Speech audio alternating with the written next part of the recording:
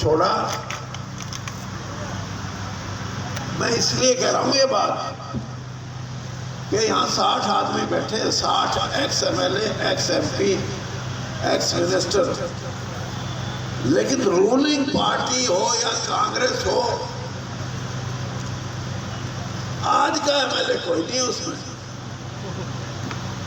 यानी हम राजनीति में कहां तक गिर गए हैं,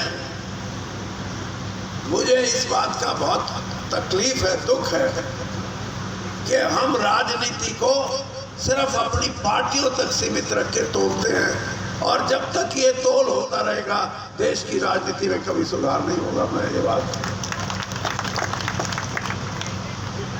मेरे बीच में डॉक्टर सुशील गुप्ता, आप पार्टी के ये महामंत्री भी हैं और यहाँ के इंचार्ज हैं हरियाणा के, और अपना शामलो गांव से हैं ये, और राजनीति में भी जैसे ये बताया इन्होंने, मैं ही लेके आया था। मैंने कहा भाई आप इलेक्शन लड़ो, कांग्रेस की टिकट से इन्होंने एक MLA का इलेक्शन भी लड़ा था। योगानंद शास्त्री जी जो दिल्ली की असेंबली में स्पीकर रहे और दिल्ली की सरकार में मंत्री रहे, आज दिल्ली की जो NCP पार्टी है शरद पवार जी की, उसके अध्यक्ष हैं, ये भी हमारे बीच में हैं। और मेरे मित्र सुभाष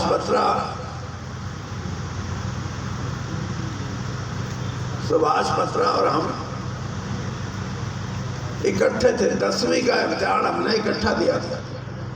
ये मेरे पीछे बैठा था, मैं आगे बैठा था, और जाट स्कूल जींद में हमारा सेंटर था।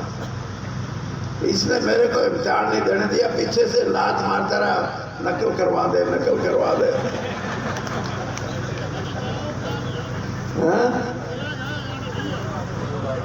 चलो, और कृष्णमूर्ति हुड्डा ये हरियाणा में मंत्री रहे, कलोई हल्के से ये चुनाव जीते थे, और क्रिकेट के हरियाणा के और दिल्ली के बहुत बड़े प्लेयर रहे, रणजी ट्रॉफी में, दिलीप ट्रॉफी में। और हमारे बीच में किसान आंदोलन के, अभी किसी ने कहा कि इनके बारे में, अगर किसान आंदोलन संयुक्त किसान मोर्चा को ठीक चलाया, उसको योजनाबद्ध तरीके से आंदोलन को सफल बनाया, तो उसमें युद्धवीर सिंह जी का सबसे बड़ा योगदान है। मैं इस बात को जानता हूं, क्योंकि दुनिया के इतिहास में ये पहला वाक़या है जब कोई आंदोलन बिना लीडरशिप के, महात्मा गांधी की लीडरशिप आई, देश आजाद हुआ। उससे पहले जो भी कांग्रेस की पार्टी के नेता थे वो अंग्रेज को निकालने के लिए नहीं, लेकिन 1916 में जब महात्मा गांधी का उनका नेतृत्व आया तो देश की गरीब जनता ने, देश के किसान ने ये सोचा कि ये है धोती वाला, लाठी वाला, ये अंग्रेज को भगाएगा ये। तो और ऐसे नहीं, जयप्रकाश नारायण एक छोटा सा आंदोलन था गुजरात में बच्चों की फीस माफी का, लेकिन जब उस आंदोलन में जयप्रकाश नारायण जी आए तो आंदोलन की शक्ल बदल गई। संपूर्ण क्रांति के नाम से देश के अंदर कांग्रेस को जाना पड़ा और एक नया निजाम, एक नई चीज पैदा हुई। और इसी तरह चौधरी देवीलाल ने जब SYL के पानी के लिए न्याय युद्ध शुरू किया था, उससे पहले भी कई बार सत्याग्रह हुए पानी के लिए, लेकिन वो सफल नहीं हुए। लेकिन जब उन्होंने शुरू किया तो लोगों ने कहा भाई ये है आदमी, इसके साथ लग लो, कुछ ना कुछ पार लगाएगा भैया। ये मैंने तीन बातें इसलिए कही हैं आपको कि किसान आंदोलन ऐसा आंदोलन था जिसमें किसान लीडर की तरफ कम देखता था। उसके मन में एक ही था कि बैठे रहो, लीडर लाडरा की तो देख लेंगे, धरती ना चली जा कदे। धरती का डर था उसको कि कहीं वो बेधरती वाला ना हो जाए, इसलिए वो जम के बैठा। और प्रधानमंत्री जी ने 13 महीने बाद ये कहा कि हमारी तपस्या में कोई कमी रही है, हम अपने किसान भाइयों को समझा नहीं सके, और वो तीनों कान बाप उल्टे लिए। इससे बड़ी किसान आंदोलन की आज तक कोई चीज नहीं हो सकती। हमारे बीच में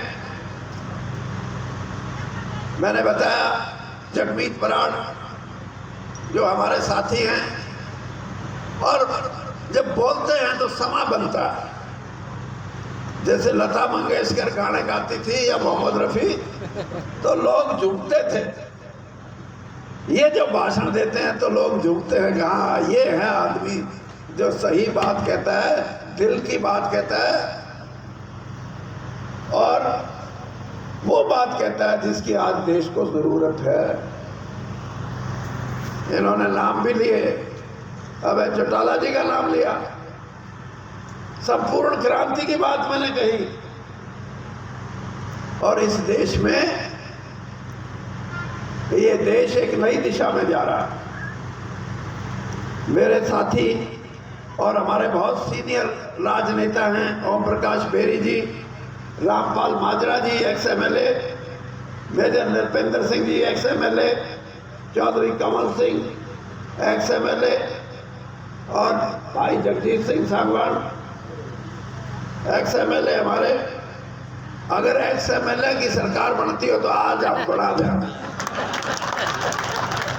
कोई नहीं रोक सकता आपने। और MLA की बनाओगे, पूछूंगा जी, मेरे को अभी तक याद है। ये राजनीति नहीं है। मेरी बेटी की शादी हुई, ये 2002 की बात। जिनको हमने निमंत्रण दिए थे उनमें से कईयों के टेलीफोन आए, अरे चीफ मिनिस्टर जो कहा है वीरेंद्र सिंह की छोरी के ब्याह में नहीं जाना। अरे ये चीफ मिनिस्टरों का, ऐसे चीफ मिनिस्टर हो, ये हमारी मान्यता हो, ये हमारे सामाजिक आपस के रिश्ते हो, ये हमारी राजनीति के अंदर हमारे मूल्य हो।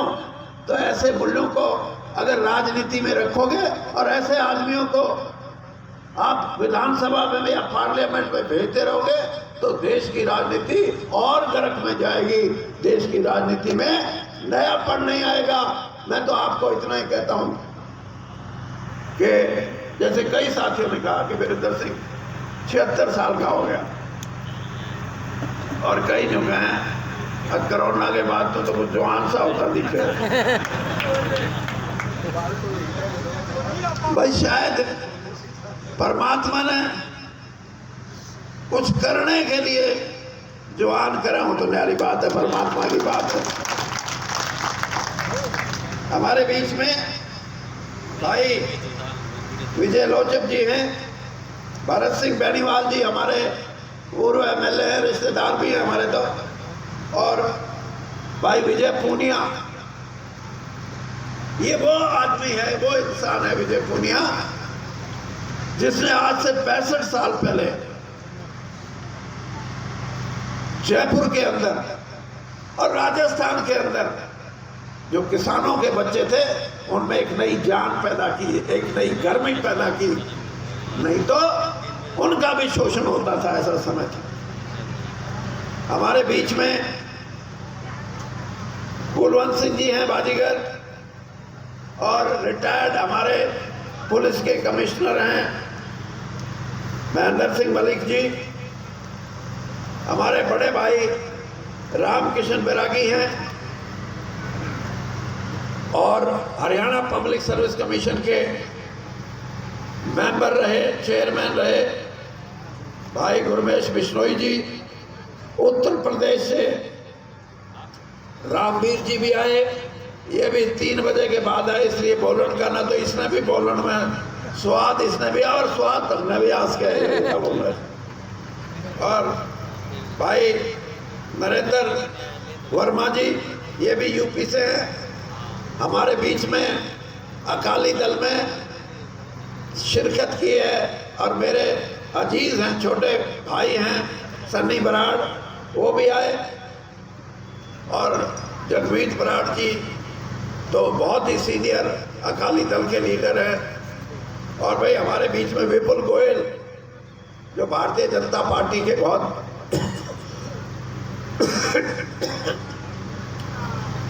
सीनियर लीडर हैं। और रणधीर सिंह धीरा बरवाड़ा से जो एमएलए थे वो भी आए। जोगीराम जी एक्स एमएलए हमारे, वो भी आए। और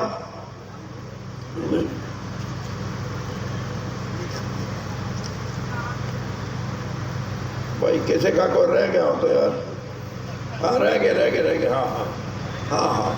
और श्रीमती सीमा गैबीपुर, ये भी आपके बीच में है। और कलसानिया और पलसानिया, ये दो नौजवान हैं राजस्थान के जिन्होंने सारी दुनिया में धूम मचा रखी है, सारी दुनिया में। इनके अंदर वो कला है कि हजारों नहीं लाखों लोग इकट्ठा करते हैं और समाज के लिए काम करते हैं, किसान के लिए काम करते हैं। इसी बीच में मेरे पुराने साथी और संयोजक, हमारे सह संयोजक पंडित शिवनारायण शर्मा जी, हमारे हिसार से वीर सिंह दलाल जी, और मेरे बहुत ही ऐसे विश्वसनीय साथी रज्जू अलावत जी, सुरेंद्र ढोल जी, राजकुमार वाल्मीकि एक्स एमएलए, और मेरा साथी है ये, इसने भी राजनीति में बखा चल तेरा भी करते हैं, कई तो इसे है मैं ले आया इसने, चाहे वो क्या नाम है अपना, अरे राजौंदवाड़ा, सत्येंद्र राणा, राजकुमार वाल्मीकि, ये ऐसे साथी हैं जिनकी मैं कदर करता हूं कि छोटी उम्र में, ये तो शुगर मिल में क्लर्क था, मैं छोड़ने क्लर्क लाने वाला बड़ा भी मत है। और जब से मैंने राजकुमार वाल्मीकि जैसे साथियों को टिकट देना शुरू किया, वाल्मीकि समाज में ये हुआ कि हमारे समाज का अगर किसी ने राजनीति में हिस्सेदारी कराई है तो वीरेंद्र सिंह उसमें है। तो ये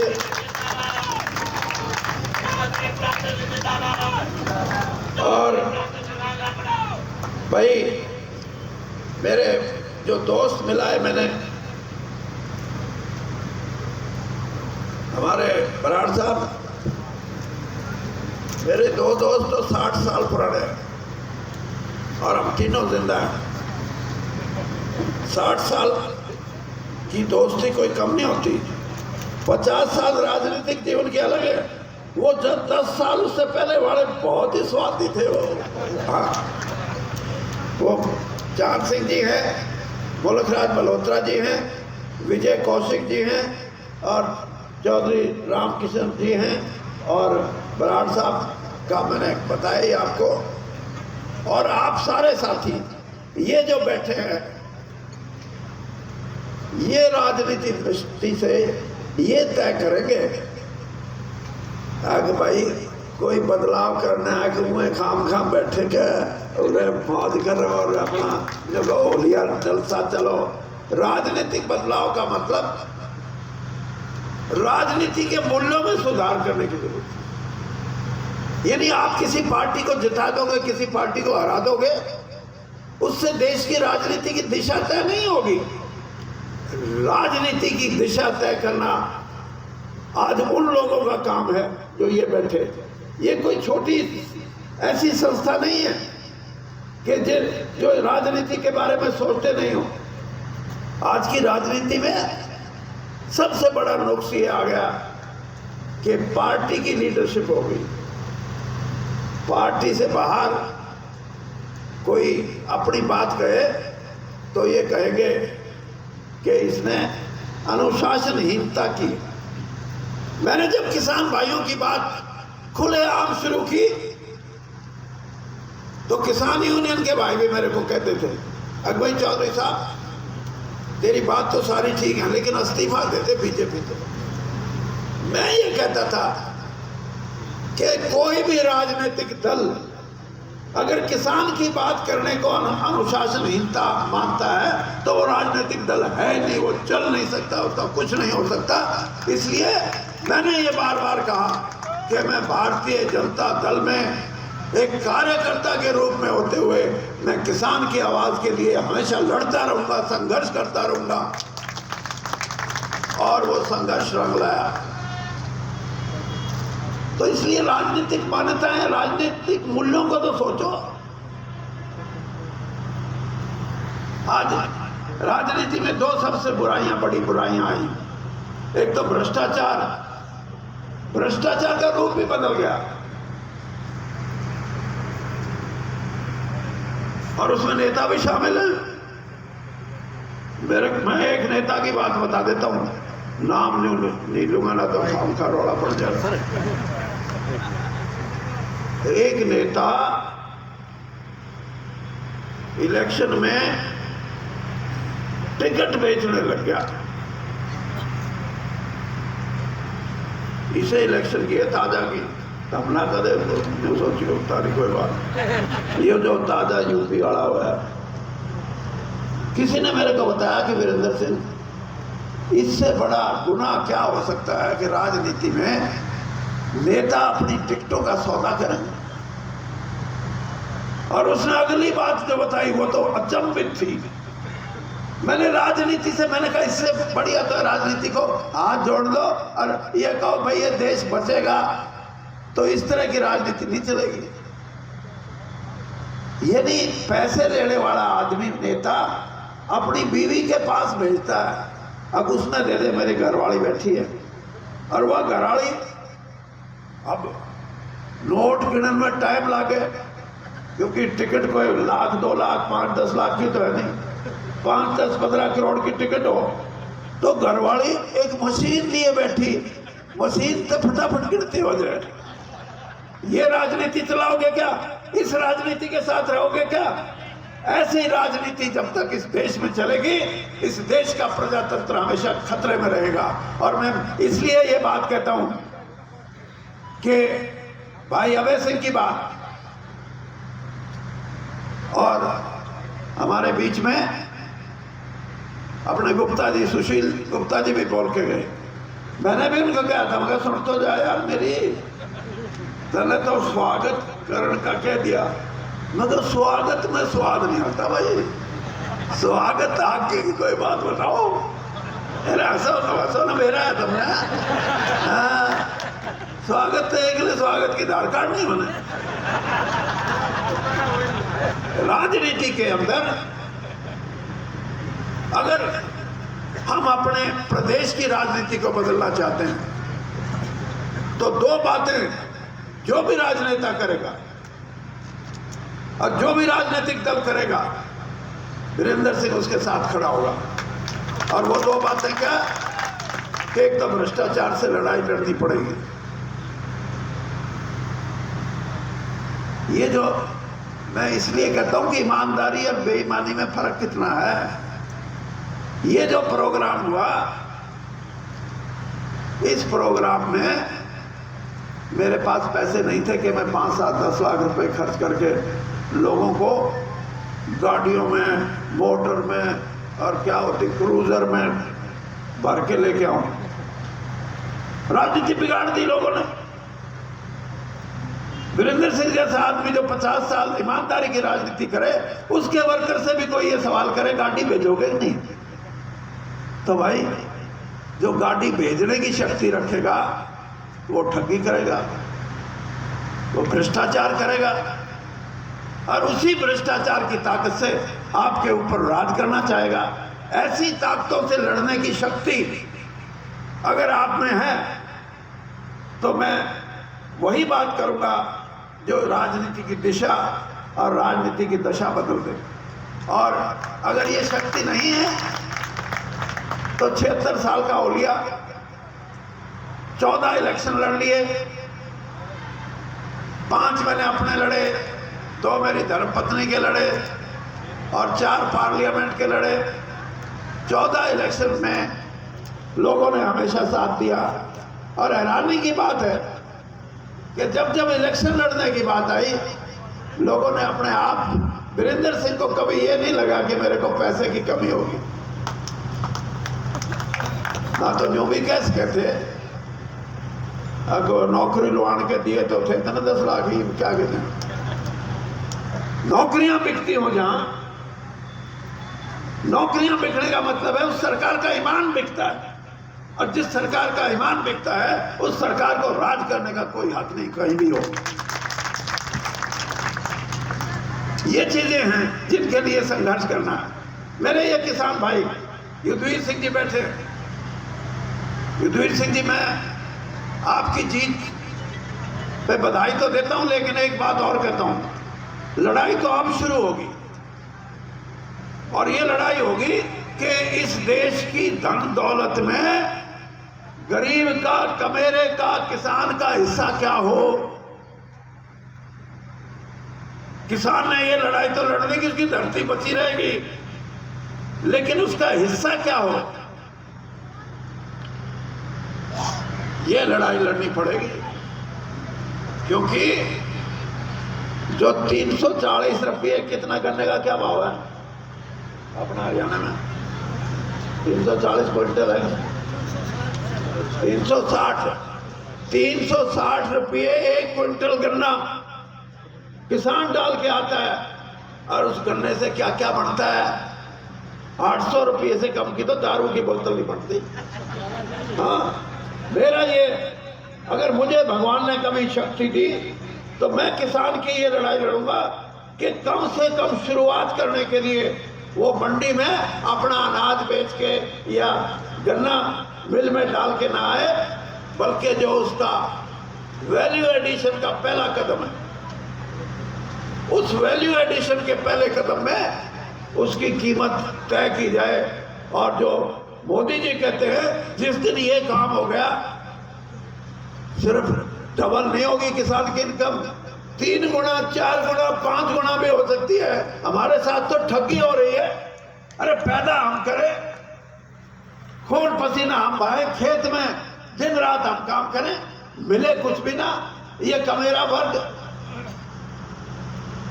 जो किसान के साथ मिलके काम करता है, इसको पूरी पगार ना मिले, पूरी तनख्वाह ना मिले, ये इंसाफ नहीं है। इंसाफ तब है जब इस प्रदेश की, इस देश की और इस दुनिया की धन दौलत में कमेरे वर्ग का हिस्सा बढ़ेगा तो कमेरा वर्ग खुशहाल होगा। और ना तो भाई बाट देखना, गेहूं का भाव 2000 है, 2500 हो जाए जब भी टोटा रहेगा, 3 हो जाए जब भी टोटा रहेगा। और जो मैंने फार्मूला बताया है, उस फार्मूले के हिसाब से गेहूं का भाव भी 6000 क्विंटल के हिसाब से हो, जब किसान के सांस आवे ना, सांस नहीं आ सकता। और ये करना पड़ेगा, यही लड़ाई है। इसी लड़ाई के लिए डीजल का भाव बढ़ जा। ये मेरे को मेरी धर्मपत्नी कह रही थी, अब जो ये स्टील है, लोहा, जब मैं मंत्री था लोहे का भाव 42,000 था, 42,000 रुपये टन, करीब 90,000। इसमें कोई नहीं कहता, ना तो सरकार ये कहेगी नहीं नहीं हम किसान का इतना ज्यादा बढ़ा देंगे तो इन्फ्लेशन हो जाएगी। इन्फ्लेशन को हिंदी में क्या बोलते हैं, मुद्रास्फीति हो जाएगी। अरे मुद्रास्फीति तो ये करने लग रहे हैं, 42,000 का लोहा आज 90,000 का बिके, सीमेंट का भाव बढ़ जाए, हर चीज का भाव बढ़े, लेकिन वो बड़े सरमाएदारों के काम है। इसलिए उस पर सरकारों को भी पार नहीं बसाती। मेरे किसान भाइयों से मैं यही कहना चाहता हूं कि इस लड़ाई को संगठित होकर लड़ोगे तो आपके हक मिलेंगे। इस गरीब आदमी का जो आपके खेत में काम करता है उसको हक मिलेगा। और अगर ऐसा नहीं होता तो कभी क्रांति, कभी ऐसी स्थिति भी आएगी कि देश के लोग इकट्ठे होके ये कहेंगे कि जो आपने शासन व्यवस्था बनाई है इसका हम विरोध करते हैं, आपकी आर्थिक नीतियों का विरोध करते हैं। ये बात करनी पड़ेगी। और ये बात जिस दिन आप करोगे, वीरेंद्र सिंह आपको इस काम में जोड़ने का काम करेगा। कई भाइयों ने कहा वीरेंद्र सिंह रिटायर हो गया, फलाना हो गया, दिखड़ा हो गया। रिटायर तो तब कर दो, हाँ, जो मौका है दाल आड़ का तो भरा दो, हाँ, और फिर न कहोगे ये आगे देखा, मैं आगे टट्टू देखोगे क्या देखोगे। ये आपका किरदार है। कम से कम दूसरों से सीख लो कि अपने नेता की शक्ति अगर होगी तो ही काम चलेगा, वरना नहीं चल सकता। और इसलिए मैं ये कहता हूं कि मैं वीरेंद्र सिंह ये शक्ति अपने लिए नहीं पैदा करेगा। मैं आज से आपको वादा करता हूं इस बात का कि हरियाणा के कोने कोने में जाके मैं गरीब, कमेरा और किसान की शक्ति पैदा करने के लिए काम करूंगा। और उसके बाद जो बदलेगा वो बदलेगा, और बदलने के लिए आप लोगों का साथ होगा तो सब कुछ बदल सकता है।